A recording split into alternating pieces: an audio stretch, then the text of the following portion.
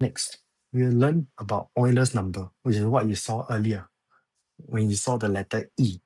Euler's number has many uses, such as in modeling processes involving exponential functions, and was discovered by the mathematician Jacob Bernoulli.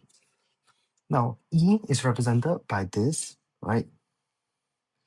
This, and is universally known to be 2.71828. Now, this is not the complete number. It actually goes on forever. It is also a irrational number, just like pi. So it goes on forever and ever.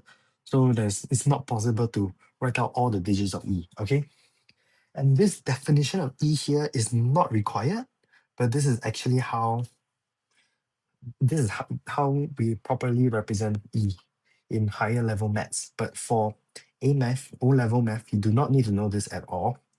Okay, so don't worry too much if this confuses you too much, okay?